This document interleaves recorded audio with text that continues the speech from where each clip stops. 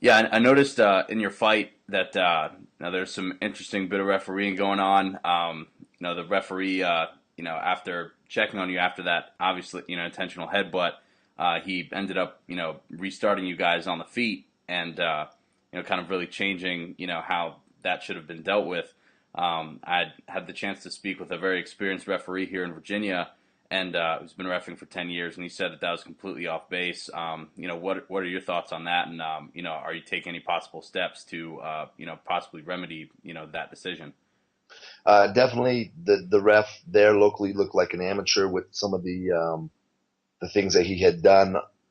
We are contesting it, and we are going to try to figure out if there's any way we can change that over. Legally, I was supposed to have 2 points deducted, or Raphael was, and the ref didn't do that because he obviously didn't know. People watching the fight obviously seen the fact that I didn't get the dominant position back, and cost me the fight possibly because looking back at the fight, who knows if we went back down to the dominant position, I possibly would have submitted him by the end of the first.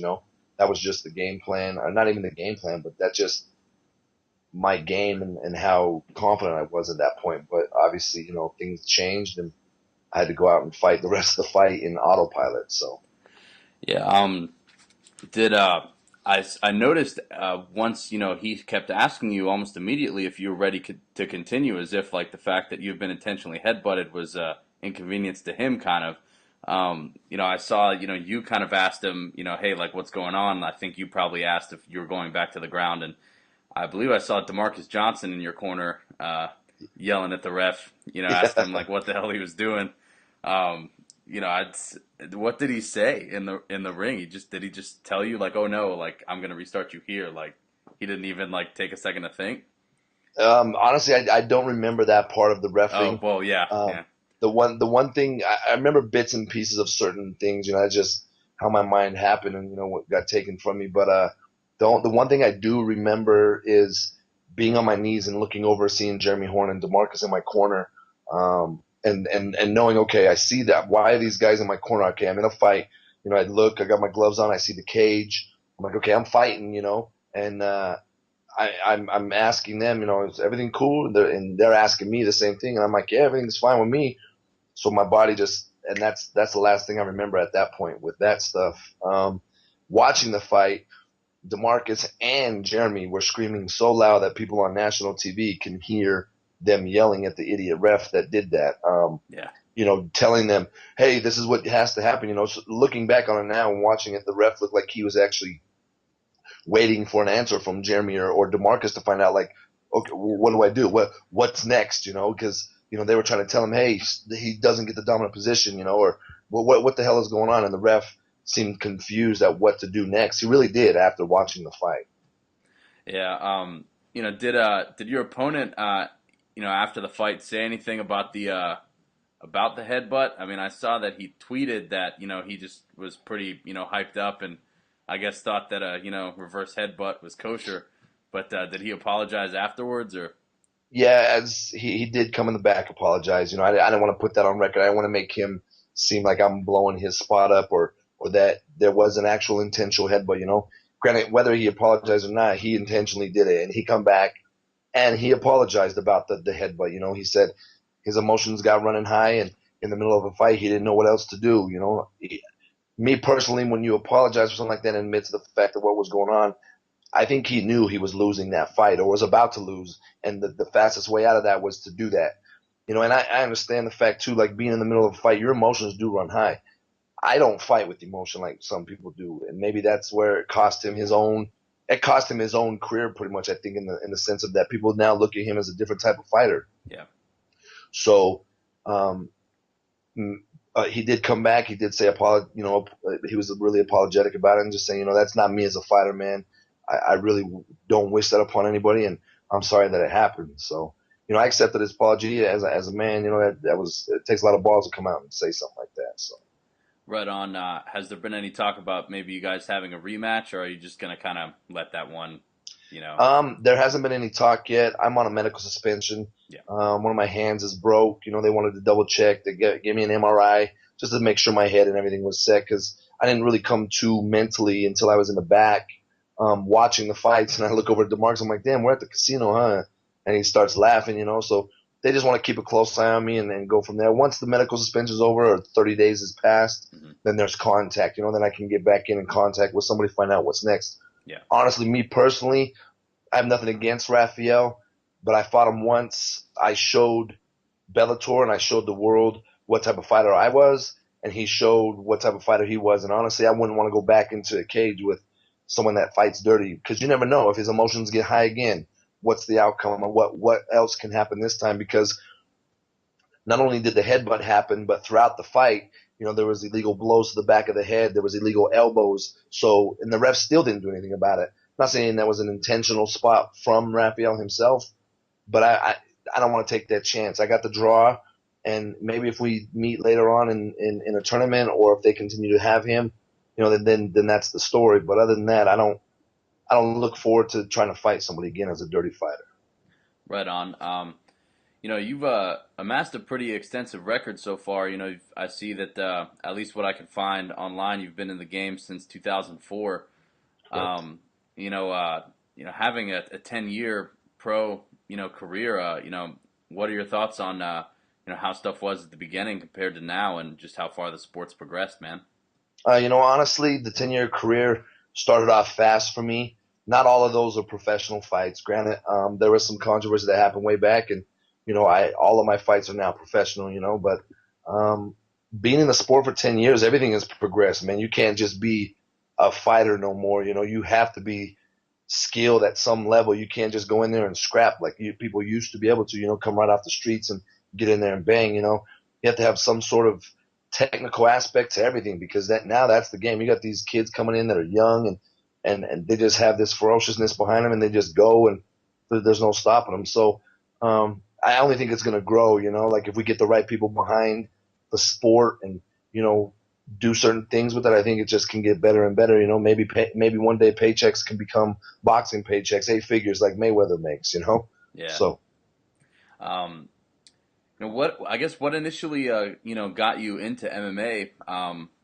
Besides maybe chancing upon a UFC DVD at a Blockbuster or something like that, like some people I have. actually never getting into MMA. I never seen a UFC fight. I never even seen. I didn't even know that shit was real. I actually got a divorce, and when I was going through my divorce, I had so much aggression inside me. I was pissed off at the world. I was at a bar 7 days a week, and I was just talking shit to whoever. So I was getting in fights, and then I started to think to myself, I have a daughter. I have two daughters, so at that point, I'm like, well, before I end up in jail or put away for some time because I beat the crap out of somebody, I'm gonna go box. So I started boxing at a local gym. Um, the boxing world should know him. His name is Gene Fulmer, and I just started boxing, getting in there and hanging out with boxers and hitting the bags and sparring a little bit, not knowing what I was doing, and it just helped with a lot of aggression. And a buddy of mine, Brandon Melendez, at the time, was doing MMA, mixed martial arts, and he was training jujitsu. I was boxing, and he asked me and say, "Hey, if you teach me stand up, I'll teach you jujitsu, and we can work together and maybe go somewhere with it." And he'd already been, I think he had already had 8 or 9 fights, and he was a local fan. He was knocking dudes out left and right. So I said, sure, I'll help you, train boxing, and within like 2 weeks of training some jujitsu, I got a phone call from him asking, hey, you want to take your first fight? There's a local promoter here that needs a fighter at your weight. And sure as shit, I walk out there, and that adrenaline dump, the rush that I had, like just everything that was going on just stuck, and that feeling I love. It comes every time I fight, so I never look back. Right on. You'd mentioned that you train with Jeremy Horn. How long have you been with him, man? Since he's moved out here, pretty much almost my entire career. I'd said I think 7 years I've been with Jeremy. Since he's moved to Utah, he come out here, dates Jennifer Howe, which is used, back in the day, she was an amazing female fighter. The number one ranked world female fighter. So, he come out here, moved, and they got together and started his own gym out here, and that's why I started with. A lot of people that I knew him, and the Militich camp would come out, and when I first started jujitsu, I didn't know anything. He would come to these classes and teach a couple classes before he ever had his gym. And I was training with these top guys, not even knowing anything about it. And he happened to be the dude that I just linked up with after. Right on. So you said he's been your coach for pretty much the majority or all of your pro career. Correct. Yeah, I mean, having a guy with his kind of experience, I mean, what's that like, when you go in and fight and, even just training and stuff, having a guy with like the wealth of knowledge and experience that he has. Jimmy's an amazing person, man. People don't. He's an average, everyday dude, and the advantage that I get that most fighters don't get at training at a very experienced gym or somebody who's been in the game as long or has the name that Jeremy Horn has is Jeremy's a coach. He's there every single day unless he can't be training and teaching people. He's not like the big name guys that own the gyms but are hardly ever there to try to help their fighters come up. Jeremy's a coach and he's a mentor and he's a friend of ours. So he's there every day trying to help his fighters excel to that next level and become a great fighter.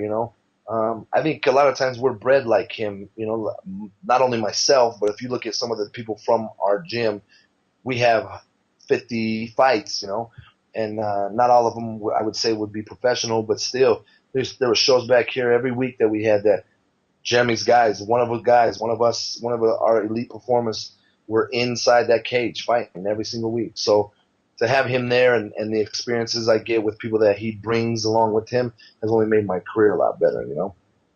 Right on. I mean, it's not, besides you, at his gym, I mean, you've got DeMarcus Johnson, pretty, accomplished MMA fighter. I know I believe he's still there. His name's Josh Tyler. He's originally from here in Virginia. He's originally from Virginia, yep. Yeah, yeah. He actually fought one of my teammates at my gym, back when they were amateurs, and then after they fought, he won, but he came to train at my gym for a little bit, and he knows my coach and stuff. But we actually got in contact on Twitter, just talking about like beards and stuff, and then found out that we had like a lot of mutual friends. But yeah, man. I mean, how's the state of like the rest of your team, man? I mean, like what's DeMarcus and Josh and some of those other guys up to in their careers, man?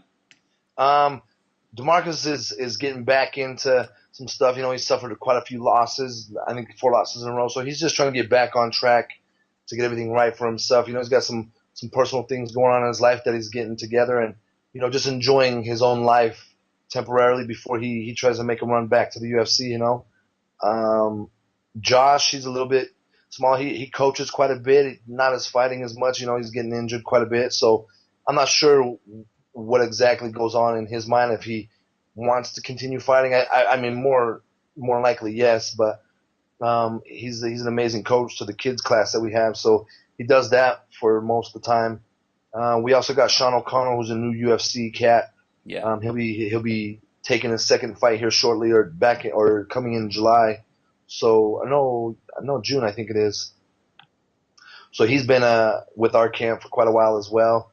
A lot of lower ball amateur or professionals. We got a lot of amateurs that are coming up as well. But not only our gym, we were able to bring a lot of the Milicic old guys back. We've had Matt Hughes, we've had Rich Franklin.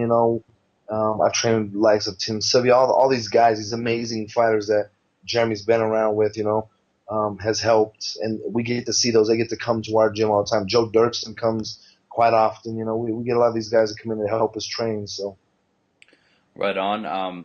You mentioned that guys from your gym tend to fight pretty often. What's the both mainly more I guess at the pro level. What's the scene like as far as MMA is concerned in Utah, man? Our scene's pretty big here locally, though. It's like it's a territorial thing. I've been around, seen a lot of things where a lot of gyms help each other, a lot of fighters help each other. Like there's cross training. Here in Utah, it doesn't work like that, man. There's a lot of territorial areas. Our gym, Elite Performance, is one of the biggest gyms here, besides the Pit Elevated, that pretty much blew up once Court McGee had come off the Ultimate Fighter. That's where he left to, and pretty much made that a big scene out there. Himself, Steven Tyler trains out there, which is one of my favorite Utah fighters. And so, I mean, we're all mutual friends, but we're still rivals in the same breath. And then there's a couple low ball shows that go around. that help a lot of the amateurs come up. Jeremy Horn also puts on his own shows to help a lot of the amateurs and a little bit more professional fighters, I guess, or more experienced professionals Yeah. in that level. So other than that, there's not too many shows that happen here, but in the surrounding states, we get it as much as we can possibly. Like I said, there's Still Fist is a lower ball show for a lot of amateurs coming up, and so they can get to fight as much as every month, if they really wanted to. The local show that we used to have that would do every week is no longer around. It hasn't been around for about a few years. So, but I think MMA in general in Utah is pretty big. There's a lot of major gyms out there, that just territorial and produce a lot of good fighters. Obviously Jeremy and our gym and then the Pit Elevated produce, I think, probably the most top fighters that we have. So you're either going to one of those two gyms to get better and push your career a lot faster. So Yeah, right on. I'm actually the matchmaker for a pro organization here in Virginia, but I noticed that there's some guys who gets a little hard to get fights because there's a whole lot of cross training, and they have to be yeah, training partners, with everybody.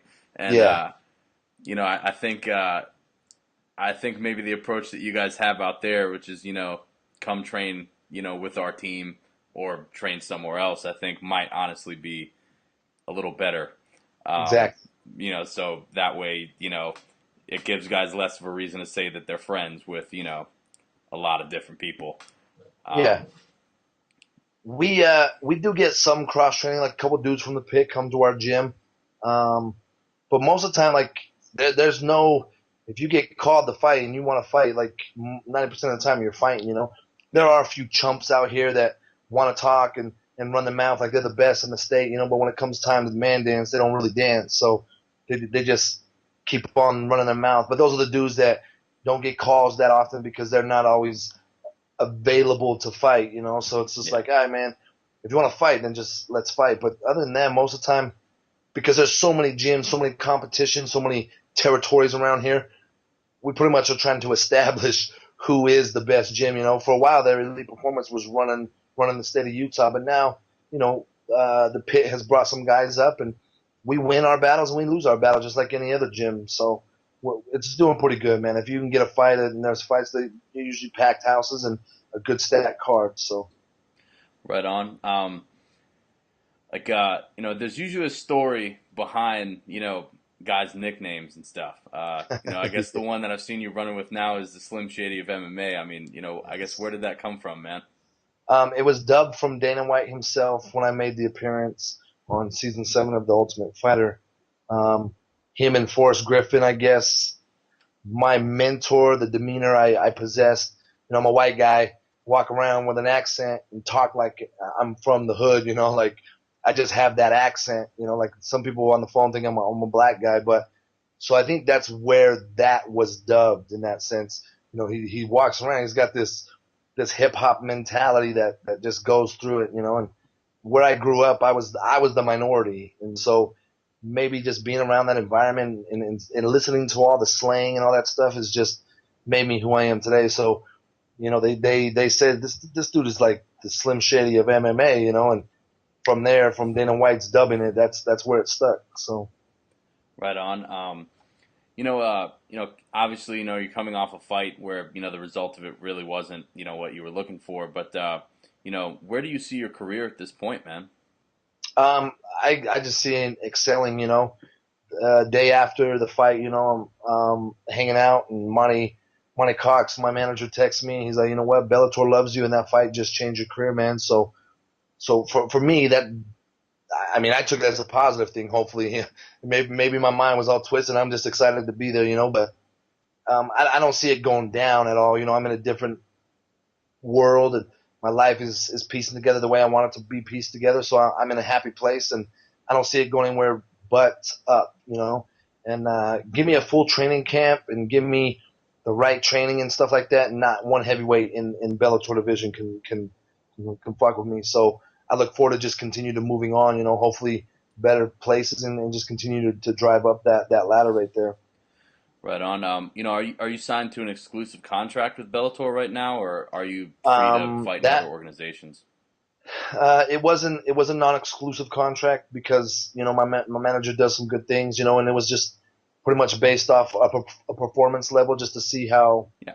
how we both, I guess, work with each other, how I perform for them and put on a show, and vice versa. So right now, like I said, without being able to be contacted and stuff like that, I'm not too worried about it. I'm gonna let my body heal up and do what I have to do with the medical stuff, and then we'll go from there. And I don't think it'll be an exclusive, but I don't know. Who's to say if the offer's right? Then yeah, I can make it an exclusive offer. But I still do have some contracts hanging out there that I still have 2 fights left on. Like in 2 different organizations. So based off what happens, we'll see where it goes. Right on. You said you're managed by Monty Cox. He's a pretty long time manager in the MMA game. He's done some pretty good things. How long have you been with him, and what are your thoughts on him as a manager, man? Monty's an amazing manager, man. That dude's been around the game. He knows people. He knows the ins and outs. Way before the UFC, I think, was even around. He was doing his own shows. Like getting that stuff going. So he's there for his fighters. I mean, shoot, I think he's produced with 10 different champions out there. So he knows what he's doing. And I put all my faith in him and let him handle the business that way and continue to go forward. Right on. I guess you had in this last fight that was just this past week. You had a pretty despite getting rocked with a headbutt, you put on a really entertaining fight, man. I mean, I think I was seeing some stuff, when you can see little chat boxes online, as the fights are going on. Yeah. Some people were saying that you were a more of a grappler and stuff, but that fight was a pretty entertaining stand-up fight. You were really, really like this close to putting him away like several times. I felt like it's has that kind of always been your style, or is that just kind of how the cookie crumbled in that situation? Honestly, a lot of people don't know who I am, even though I am a vet in the sport. I've been around the block and then some, but being on that national level, people didn't know who Nick Rossborough was. So hopefully that alone went to show. I'm not just a grappler because of my background or because of who my coach is. Yeah. I've worked hard to build my stand-up, my Muay Thai, and so I wasn't afraid to go in and bang with Raphael in the sense of what people thought. I was a 14-1 underdog, and people were like, "Oh, the dude's gonna get knocked out like everybody else has." Man, that's all right. I'm always the underdog. Every fight that I've always pretty much been in, I've been the underdog. And I just looked forward to that battle and to have some fun. The game plan was to go in, test the waters. If his hands were a lot better than mine, and I got caught with something that didn't just feel right, then yeah, definitely would have taken him down and fought that way. But my hands did the job for me. I put him down with my hands, so it gave me the opportunity to take his back and do what I do best that way. So after watching the fight, I didn't know I gave him the stanky leg. After being stood up and not knowing what the hell's going on, I heard him again with the same exact combination. So I think it amazed people that Nick Rossborough, was able to defeat a boxer at his own game, somebody that he'd been knocking dudes out. In Bellator, he'd never been out the first round, and I took his ass all three. So I think that alone should build some respect for people, or my hands, and at least be fearful of them or respect me. That's all I ask, because that's all I do with them. And I respected Raphael because he's a fighter. He got in the cage. So, but yeah, hopefully that showed the world that it's different. I could be respected and not some 14-1 underdog. Yeah. I saw that, a little bit earlier, in your career, you kind of split 2 fights with Tony Lopez. Yeah. A long-standing, fighter who's kind of always, been like right at the top. He's always, fighting for King of the Cage and stuff, but he's never really gotten much farther than that. How are those 2 fights, man? So the first fight, same thing. Was the #1 underdog. I was a last-minute replacement, and it was originally supposed to be for a title, but because it was a last-minute replacement, I was the last-minute replacement. We chose not to do for the title. Just go out there and fight. And once again, I got robbed for that fight. I put him down in the first and just controlled him for the whole fight after that. I put him down, took his back, did the same thing, and got up the second and third round and pretty much beat the shit out of him for those final 2 rounds. But because he was a hometown favorite, the judges know who Tony Lopez was for King of the Cage, and he was the champion. I think they built it up like that to be controversial and have to come back. And so I came back a few months later and did what I did the first time, but worse this time, and proved to people like, no, you're not going to take my belt from me now. And went out and took the belt from him. And I think I broke his will. The second fight between us, I think I really broke Tony's will to fight and to enjoy it because I broke his nose.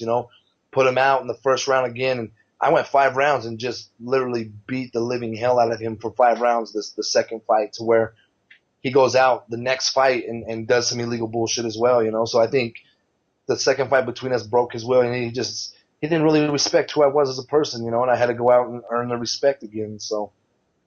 Right on. It's you mentioned that Bellator was pretty impressed with your performance. I think everyone was, despite the circumstances surrounding your fight. But what do you think of Bellator's heavyweight division and where you'd like to factor into that discussion now?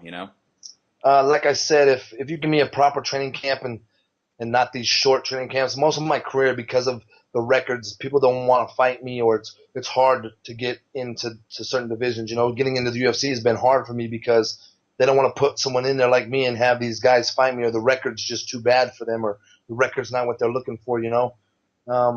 So you give me a full training camp, and nobody in the heavyweight division in Bellator can hang with myself. So hopefully, whatever the next step may be, I'm not sure what that is, but hopefully maybe they put me in the heavyweight tournament, or maybe I go out and win a couple fights and then get put in the heavyweight tournament. Monty's got a good realm, a good way of maneuvering things around and making sure his fighters are well taken care of in certain things. Like Will Brooks last night, one of Monty's fighters as well, goes out, loses I think his second fight in Bellator, comes back, and now Bignor or Mr. Revney is talking that Will's probably one of the top, what is it, 55ers out there, or 30, 45ers? I'm not sure what weight class it is, 55, yeah. But he's one of the, at our press conference, he was talking like those are the type of fighters we want in Bellator. And I remember when Will was low, he was a short, you give him the opportunity and he's going to do the things. And that's sort of how I look at myself. You give me the opportunity, I'm going to excel at it, and now that I broke that opportunity, or not broke it, but broke into the scene and was given an opportunity to do it, and Bellator liked it, then I think now the next step is just to continue to move forward and move up. Did you were you able to catch the Bellator pay-per-view? Unfortunately, no. I went to a local place here that said they had it, and when we got there, they didn't order it, so I had to sit and eat and read, my Oh, underground okay. stuff to make sure, find out what was going on. And as soon as I read that, I was like, holy shit! I was happy for him. Being the fact they said it was controversial, but it is what it is. You go out and you prove that you can fight, and you do those things. When you leave it into the judge's score or the judge's hands, there's always that chance that it might not go your way if it's that close of a fight. So my hat's off to Will and excelling to become the interim 55 title holder. So Right on. Well, listen, man, it's great talking to you, man. I really appreciate the input that you gave me for the article I put out earlier this week. But thank you. again, I mean, great fight the other week, and I wish you continued success in your career. And it was really great talking to you, man. Awesome. Thank you so much. I appreciate your time, and anything else in the future you ever want, man, just hit me up. All right, right on. I will, man. Thank you. All right. Bye.